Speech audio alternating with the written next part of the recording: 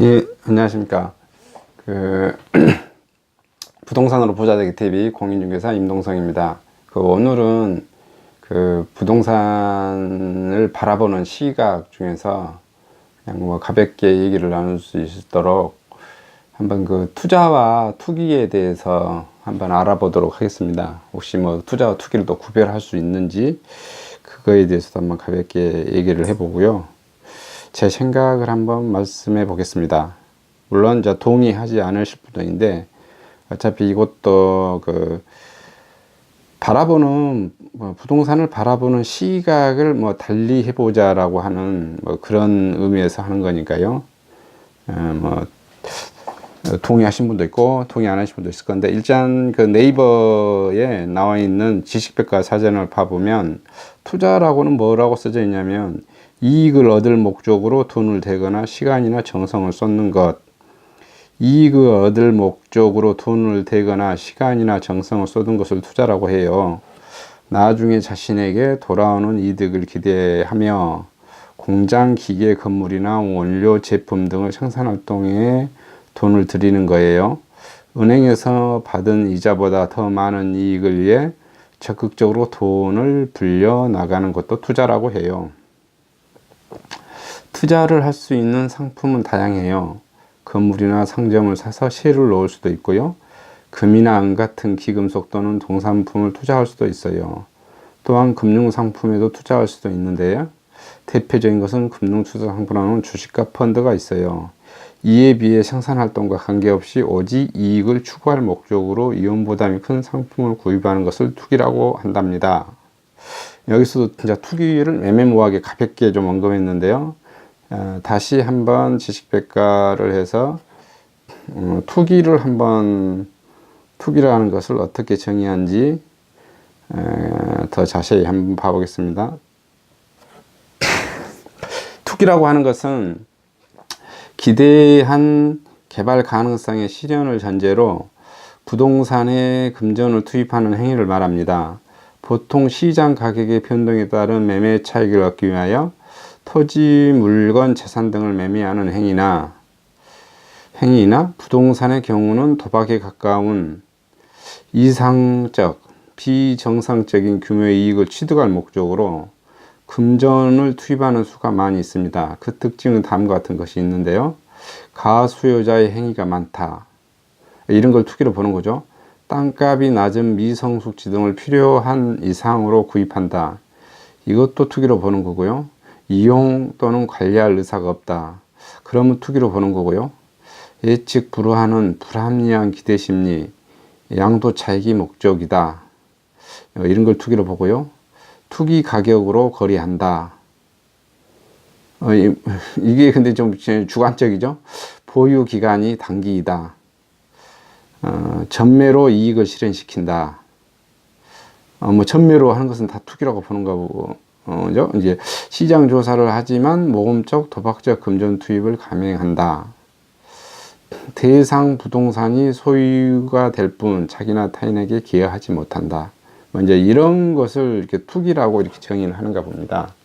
그래서 이제 많은 저도 이제 부동산 학 개론을 보면 이제 투기와 투자를 명확하게 이렇게 구별을 해 두었습니다. 이게 학문적으로는 투기와 투자를 명확하게 구별이 된다고 하죠. 근데 또 이제 여기서 곱씹어 보면 제가 보기에는 명확하게 할 수 이게 학자분들의 의견이지, 제 개인적인 의견은 투기와 투자는 아무도 구별하지 못한다라고 저는 그냥 보는 겁니다. 대상 상품이 그것이 부동산이든 주식이든, 예를 들어서 채권이든 이런 것은 플러스썸 관계죠. 이게 부동산은 어떠한 행위가 되면 자산이 증가를 합니다. 개발을 하든 뭐라든 이익이 되어진 거죠. 그 다음에 주식도 어떤 행위가 돼서 그 사업이 잘 되면 너도 좋고 나도 좋고 다 좋은 거죠. 이익이 되는 것이죠. 채권도 그렇게 되겠죠. 그런데 예를 들어서 대전에 뭐 네덜란드 같은 게 튤립 같은 게에서 뭐 증명되었죠. 튤립이라고 하는 그 구군의 가치는 만약에 지금의 돈으로 뭐 한 뿌리당 1달러 정도 되는데 그게 예를 10억까지 갔다. 이제 이런 것은 예를 들어서 그 가치가 없는데 그렇게 가는 거에 대해서는 이제 투기라고 뭐 볼 수도 있고 아니면 뭐 도박이라고도 표현할 수도 있고 아니면은 이제 예를 들어서 도박장에 갔을 때 도박장에서는 도박이 한 판이 돌면 게임비 그 자릿세를 내야 되잖아요. 자릿세. 그러면 그 자릿세가 뜯기면 한 게임 돈당 그 참여했던 사람들은 어찌됐든 간에 딴 사람도 있고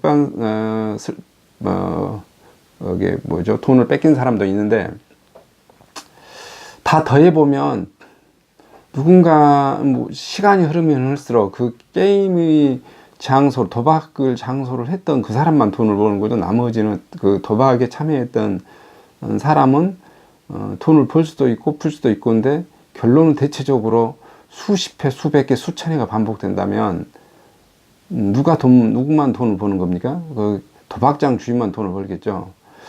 이런 것은 예를 들어 마이너스적인 관계를 이제 빼두고 이런 플러스적인 관계에 있어서 투기와 저는 투자와 또는 투기는 구별할 수 없는 거라고 저는 개인적으로 생각을 해요. 이게 이제 더 자세히 풀어서 설명하면 물론 여기에 지금 동의하지 않으시는 분도 많이 있으실 거예요. 근데 왜 이제 제가 이 말을 말씀드리자면 어떤 현상이 벌어졌는데 야 그거 투기꾼들이 와서 쓸어버렸잖아. 그렇게 하면 더 이상 부동산 공부를 사실은 할 게 없어요. 그렇잖아요. 투기꾼들이 와서 쓸었는데 그럼 그게 모든 현상을 다 설명해 버리는데 어떻게 뭐냐면은 투자가 더 이상 그 부동산에 대해서 투자를 공부를 하겠습니까? 그래서 제 생각에는 이제 동의를 뭐 제가 여러분들한테 뭐 강요한 건 아닌데 제 의견은 이렇다는 거죠. 투기꾼은 아무도 없고 성공한 투자자와 실패한 투자자, 현명한 투자자와 멍청한 투자자, 지적인 투자자와 어리석은 투자자, 전략적인 투자자와 무모한 투자자, 뭐 이렇게는 있을 수 있다고 보는데 아니면은 경험이 많은 투자자와 경험이 거의 전무한 투자자 이렇게 해서 성공한 투자자와 실패한 투자자가 있는 것이지 이게 투기꾼이 있다라고 생각은 하지는 않거든요. 근데 왜 투기꾼이 있다라고 생각하지 않냐면 어떤 부동산에서 투입을 하고 자기 돈을 투자한 사람들이 그 어떤 누구도 자기는 투기꾼이라고 생각을 하지 않습니다. 근데 주변에서 저 투기꾼 새끼가 그냥 했어. 저 투기꾼 놈들이 와서 쓸어버렸어. 이렇게 말을 하거든요. 그리고 실제 본인들도 사실은 그러한 행위를 다 했어요. 근데 거기에 대해서 뭐라고 가타부타 말하지 않죠. 그런 부동산은 좀 그런 면이 있는 것 같아요. 사람들이 그 불로소득으로 좀 가져갔다라는 게 노력하지 않고 또 한순간에 돈을 많이 가져갔다라는 그런 것. 지금 여기 같은 경우도 정의 중에서 단기간에 하는 것, 특히 뭐 세법상으로도 보면 1년이나 뭐 2년 이 정도의 짧은 기간 한 것을 굉장히 제약시하고 범죄시하는 것 같아요. 부동산에서. 근데 그 부동산만 그래요. 주식은 안 그럽니다.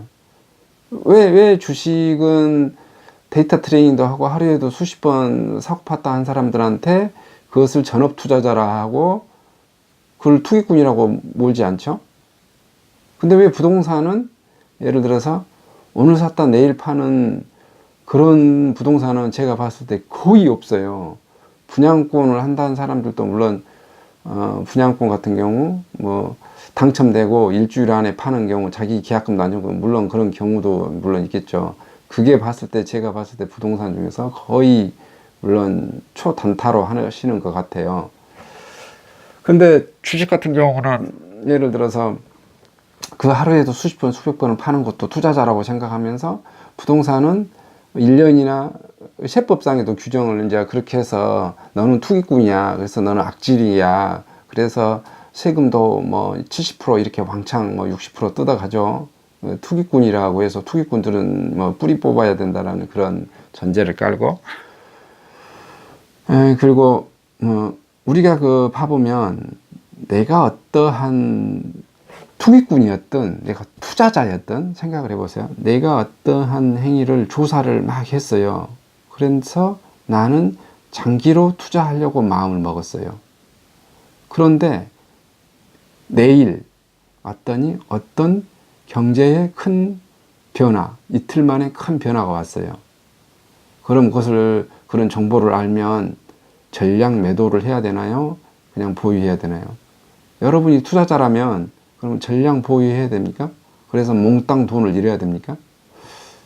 그런 것을 봤을 때는 그런 그 기간을 가지고 투자자, 투기꾼 구별한다는 것도 매우 그 교수들이나 하는 것이지 실무에 들어오면 말도 안 되는 소리인 것 같습니다. 제가 그 주식책을 좀 많이 읽어봤을 때 그분이 이제 맞는지는 모르겠는데 그 피터 린치라고 하시는 그분이 뭐 있었던 것 같아요. 근데 그분들은 이렇게 워런 버핏 같은 투자자분들은 장기 투자를 하면 장기 투자를 굉장히 권해드리고 이렇게 하시는 거잖아요. 한 번 사면 뭐 자식한테까지 물려줄 그런 주식만 골라서 사라. 또 뭐 하여튼 그런 장기 투자를 권하고 워런 버핏 많이 아실 건데 뭐 조지 소로스라든지 다른 뭐 이러신 분들은 뭐 주식만 투자한 게 모든 것을 뭐 지구상에 있는 하여튼 물건은 다 돼서 투자하는 거고. 근데 그분이 그 피터 린치람부터 뭐 엄청나게 투자를 잘 하시는데 그분도 뭐 단타도 하시고 장기도 하시고 뭐 온갖 분석도 하고 다 하시겠죠. 근데 그분이 뭘 했었습니까? 그 책 중에 뭐 봤던 것 중에 하나 기억 남는 게 자기가 대가인데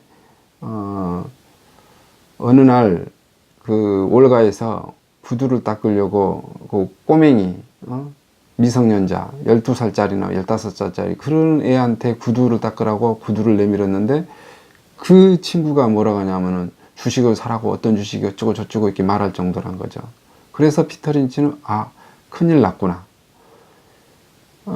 우리가 보통 이제 그런 말을 하죠. 술집 여자가 주식 얘기 꺼내고 농부가 소팔 가서 주식 투자하고 하면은 끝물이라고. 그래서 그 피터 린치는 바로 구두를 닦자마자 들어와서 자기가 했던 주식 전량을 다 팔아버렸습니다. 그러고 났더니 한 달 만에 금융 대공황이 터지고 주식은 폭락했습니다. 자신은 빠져나왔죠. 이게 어떤 것이 사실은 투자인지 투기인지 구별할 수가 없는 것입니다. 제가 보기에는 그래요. 저 같은 경우도 한참 제가 그 주식 책을 많이 읽고 그 투자 관련 책을 많이 읽었을 때 그러니까 제가 본격적으로 돈을 좀 벌어서 2006년부터 주식 투자를 했고 부동산 투자를 같이 동시에 했었는데 그때 제가 1년 사이에 주식 투자로만 해서 돈을 어마어마하게 많이 벌었었습니다. 그런데 2007년에 그 IMF, 2007년에 그 금융공황 사태가 터졌었죠. 미국 서브프라임인가요? 그거 터졌었을 때 그런 것을 제가 뭐 알겠었습니까? 그런데 그것을 좀만 신경 썼으면 알 수 있었을 거예요. 근데 제가 이제 몰랐어서 하여튼 그 뭐 반토막 이하로 떨어졌는데 그런 것도 저는 주식을 샀을 때 그것을 장기 보유하겠다고 했어요. 그래서 지금까지 보유하고 있습니다. 물론 가격은 반토막 된 것도 있고 어떤 경우는 아예 상장 폐지되기도 했습니다. 그 상장 폐지되면 보통 책에서 보면 아시잖아요. 한 10분의 1 가격 떨어지고 이제 상장 폐지 안내가 나오고 그러면 10분의 1 가격이라도 그거라도 건지라고. 근데 저는 이제 이론상 봐봤기 때문에 한번 어떻게 되나 끝까지 놔둬봤어요. 어차피 그 돈 100만 원 건지나 마나 똑같은 돈이니까. 그걸 했더니 이 30만 원, 20만 원, 10만 원 되더니 결국은 그냥 지금도 제 전선상에서 봐보시면 주식 종목만 있고 주식 숫자만 있고 빵원 처리되어져 있습니다. 근데 그런 식으로 좀 뭐 처리가 되어진 것 같더라고요. 그런데 이제 이렇게 보시면 모든 사람들은 다 봐보면 자기들은 다 뭐라고 그럴까요? 현명합니다. 현명하고 또 자기들의 다 이유가 있어서 그 금액을 넣어요. 또 그 배팅을 하고 그것이 주식이 됐든 예를 들어서 뭐라고 그럴까요? 그 부동산이 되어졌던 그런데 그 IMF 같은 폭락장 또는 그 서브프라임 같은 모기지 사태가 터진 그때에도 누군가는 살고 누군가는 파더라 이거죠. 서로 다른 견해를 가지고 있는 사람들이 서로 이렇게 행위를 하는 것이라고 저는 봅니다. 그러면 그때 했던 그러한 행위를 한 사람들이 그걸 투기꾼이라고 몰아버리면 공부를 못한 거죠. 예를 들어서 광주광역시에 예를 들어서 한 5년 전에 제일 풍경채를 아파트를 샀을 때도 이런 것이죠. 서울에서 어떤 그런 우리가 말하는 그 투기꾼 같은 그런 회사들이 왔었습니다. 그래서 1년 그 전매 제한이 있었던 것인데 초피에 한 2천만 원씩 해서 그 회사가 200~300채를 쓸어간 걸로 알고 있어요. 그리고 1년이 되기 전에 평균 한 4천만 원 선에서 전량 다 매도하고 빠져나갔습니다. 이런 것도 봐보면 이제 일반 사람들은 뭐 단기로 했고 그분들이 예를 들어서 그 많은 물량을 한꺼번에 사서 되팔았을 때는 3개월 만에도 팔고 6개월 만에도 팔고 어떤 경우는 2천에서 3천에 팔고 4천에 팔기도 해서 빠져나갔을 건데 물론 이제 그분들이 그 불법적으로 사고 그 다음에 그 세금을 안 내고 이제 이런 것은 이제 불법인데 제가 그 불법을 따지지 마시고 제가 봤을 때는 부동산을 바라보는 시각을 바라보라는 거죠. 왜 그러냐면 그때 당시 사람들도 대부분 다 그 사람들을 욕하고 또 그것을 해서 지금 그 이후로 경찰들이 거기에서 대대적으로 수사를 했었고 또 걸린 사람들 또 뭐 형사처벌한 걸로 알고 있습니다. 그럼 자 불법한 행위를 한 것은 이제 처벌받아야 되는 것인데 제가 여러분들한테 말하려고 하는 것은 그러한 행위마저도 제가 보기에는 뭐다 남들이 봤을 때는 다 투기꾼이에요. 그 투기꾼들이 와서 쓸었다. 그래서 투기꾼들이 부동산 가격을 조작을 했다라고 이렇게 말을 하는 거죠. 그거 다 나쁘게 욕을 합니다. 그런데 그 투기꾼이라는 사람들도 만약에 자금 여력이 있었고 다 있었다면 만약에 등기치고 가져갔다면 지금의 제일 풍경채 가격은 얼마입니까? 그 사람들은 채당 수억을 한 2억씩 벌었겠죠. 그 사람들은 단기에 1년이 안 돼서 채당 2천만 원, 최고 2천만 원 정도밖에 안 먹었습니다. 근데 그 사람들은 어떻게 하는 거죠? 이 가격이 오를지 안다라는 것을 명확하게 분석을 하는 것이고 대부분의 사람들은 어떻게 됩니까? 그 제일 풍경채가 광주광역시에서 1,100만 원꼴에 분양하니까 1,000만 원을 넘기니까 미친 인간들이다 이렇게 판단을 한 거죠. 지금도 봐보시면 지금 광주광역시의 화정 아이파크나 그 다음에 지금 신세계 뜨라비치인가요? 거기 그 다음에 원주에도 봐보니까 지금 현대에서 포스코네요. 포스코에서 지금 그 일몰제 공원 해가지고 거주기도 한 1,100 가까이 평당 1,000에서 1,100 원주시에서는 그게 평당 한 300~400 더 높은 것 같아요. 지금 그러면 광주광역시도 그런 거에서 지금 광주광역시는 지금 화정 아이파크나 그 신세계 건설 뜨라비치인가 그게 되어졌는데 구분양가로 되어졌잖아요. 경쟁률은 엄청 높았습니다. 원주도 경쟁률은 엄청 높았지만은 어떻게 되어졌다? 실제 계약은 거의 20%밖에 안 돼 있고 80%가 미계약이었습니다. 거기에 달라든 사람들은 다 뭐였습니까? 나는 계약금을 넣을 생각은 없고 이게 당첨되면 피 1,000이나 2,000이나 5,000이라도 부르고 사가면 바로 넘기겠다라는 그 의사가 굉장히 강했겠죠. 그러면 여기 이 사람들을 투기꾼으로 봐야 되냐 이거죠. 이 사람들은 소심하지만 저는 안전빵 행위를 했다라고 저는 생각을 해요. 왜 그러냐면 자기 청약 기회를 날리긴 했지만 당첨된 사람이 계약을 안 했으면 날리는 거잖아요. 물론 예를 들어서 뭐 17대 1로 했는데 16명이나 된 사람 어차피 당첨이 이제 안 되고 떨어졌으니까. 근데 그 사람도 계약하지 않아요. 근데 여기서 이렇게 봐보시면 사람들은 그러면 다 그래요. 다 투기꾼이구만 이렇게 하죠. 다 투기꾼이구만. 근데 그 와중에도 또 계약한 사람은 누굽니까? 계약을 하고 제가 보기에는 또 시간이 흐르면 거기에 금액이 또 달라붙습니다. 거기서 배팅해서 정확히 분석한 사람은 제가 배팅이라고 말하면 꼭 도박적인 게 분석되어지는데, 그래서 지금 당장에는 그것이 또 고분양가일지 모르지만 또 아파트가 준공되고 났을 때는 가격이 더 올라갈 수도 있다. 그것은 제가 명확히 지금 뭐 저도 이렇게 설명할 수는 이제 없겠는데, 여러분이 뭐 이제 스스로 판단해 보건데 이게 제가 이제 오늘 하고자 하는 핵심의 말은 이겁니다. 이게 투기꾼들이 와서 다 쓸어버렸다, 이런 식의 표현을 안 했으면 좋겠다라는 거죠. 왜 그러냐면 그렇게 한 사람들 치고 부동산에 대해서 공부를 하지 않습니다. 알아보려고 하지 않고. 왜냐면은 투기꾼들이 와서 그냥 쓸어버렸으니까 가격이 폭등했어. 그러니까 또 폭락을 할 거야. 에이, 그 물건은 건들지도 마. 알아볼 필요도 없어. 이렇게 되어버리는 거거든요. 근데 어떤 것이 발생되어지면 왜 저런 현상이 벌어질까?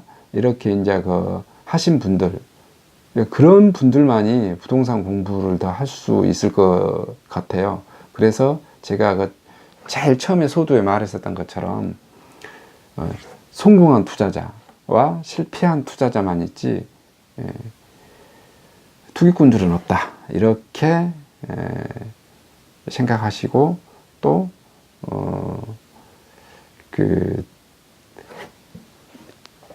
내가 뭐냐면 어리석은 투자자, 아직 배우지 못한 투자자, 잘 뭘 모르는 투자자, 이렇게 해서 뭐 많이 배우고 노력하고 알아보려고 하고 온갖 정보를 알려고 하고 이렇게 해야 되지 않냐라는 것을 이렇게 배우려고 하는 것에다 포인트를 두라고 하는 그 말씀에서 제가 오늘은 부동산을 투자자와 투기꾼을 구별할 수 있는가에 대해서 그냥 가볍게 얘기를 나눠봤습니다. 감사합니다.